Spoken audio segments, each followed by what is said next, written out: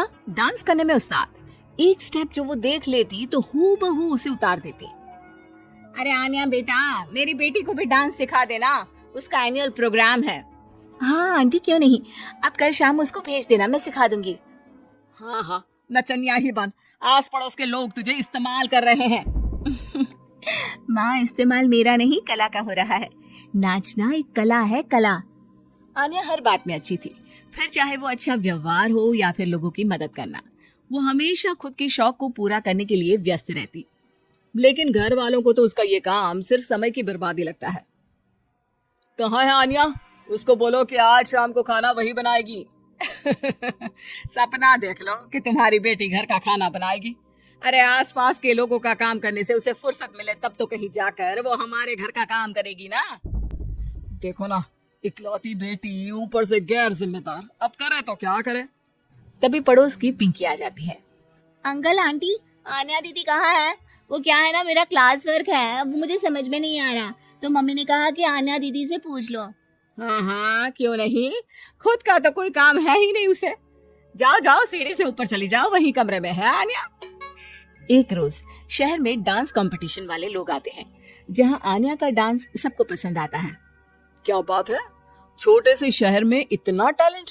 बेटा कौन सिखाता है आपको? कोई नहीं सर, वो क्या है ना, मैं टीवी देखकर सीख जाती हूँ। अरे वाह, और आपके मम्मी पापा कहाँ हैं, वो नहीं आए? नहीं, वो लोग नहीं आए हैं। आन्या कंपटीशन जीत जाती है और घर में टीवी वाले आन्या का इंटरव्यू लेने आते हैं। अरे क्या है, कहाँ घुसे जा रहे हो, क्या हो गया?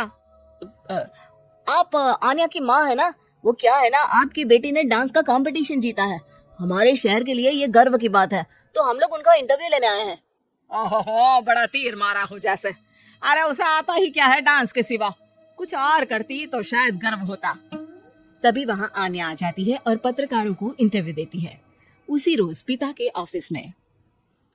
देखो तो आजकल के बच्चे कितने स्मार्ट हैं, धन्य है ऐसे बच्चों के माता पिता को। और किस्मत वाले होते हैं ऐसे माता पिता, वरना मेरी बेटी तो किसी काम की नहीं, सारा दिन बस नाच गाने में ही दिमाग लगाती रहती है।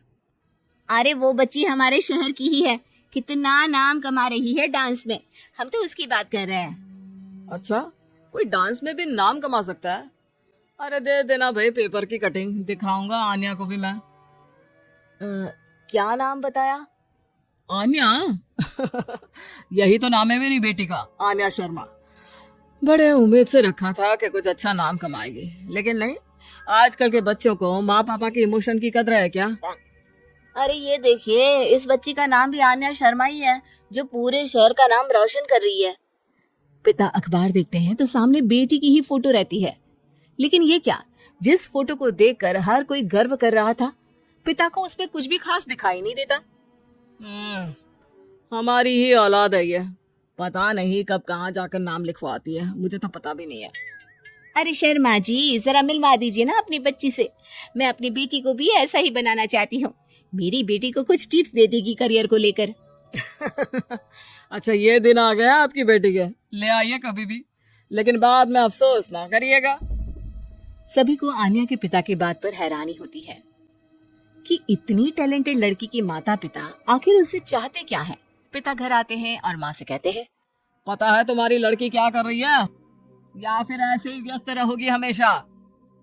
अरे पता है मुझे, पर आपको कैसे पता चला?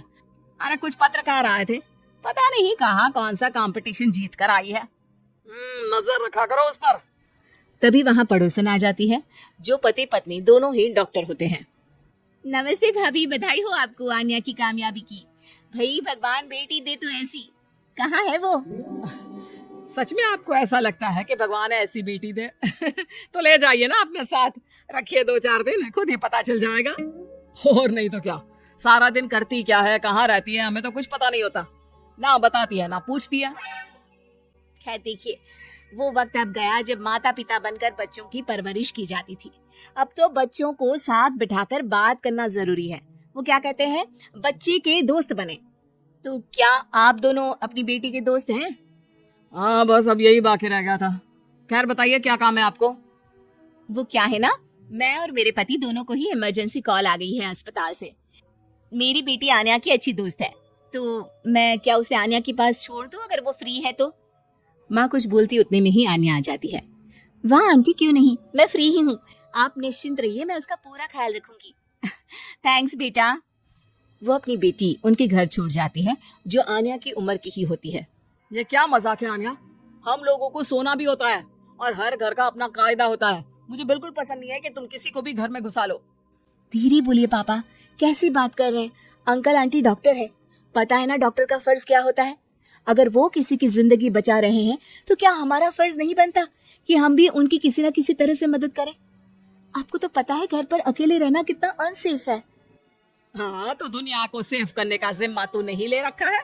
अरे बहुत महंगे अस्पताल के डॉक्टर हैं वो लोग, खूब पैसा मिलता होगा, लेकिन ये नहीं कि मेड रख ले। क्या कहती आन्या, कैसे माँ पिता को समझाती कि किसी की मदद करना कोई बुरी बात नहीं है। खैर कुछ महीनों बाद आधी रात को माँ जोर जोर से चिल्लाकर आन्या के कमरे में जाती है। बेटा बेटा आन्या, पापा के सीने में दर्द हो रहा है, बेटा कुछ कर। हाँ माँ, मैं डॉक्टर को फोन करती हूँ। आन्या डॉक्टर को फोन करती है, लेकिन माँ डॉक्टर को तो आने में काफी वक्त लग जाएगा, मैं पिंकी के पापा को बुला लाऊं? अरे वो नहीं आएंगे बेटा, वो लोग बहुत बड़े डॉक्टर हैं और हम लोगों के पास इतने पैसे भी नहीं है। माँ मैंने डांस कंपटीशन में जो पैसे जीते थे वो है मेरे पास, आप चिंता ना करें, बस पापा का इलाज करवा ले। आन्या के कहने पर वो बड़े डॉक्टर ना सिर्फ आन्या के पापा का इलाज करते हैं बल्कि उन्हें ठीक करके घर भी ले आते हैं। आज मैं सिर्फ अपनी बेटी की वजह से बच गया, भगवान सबको ऐसी बेटी दे।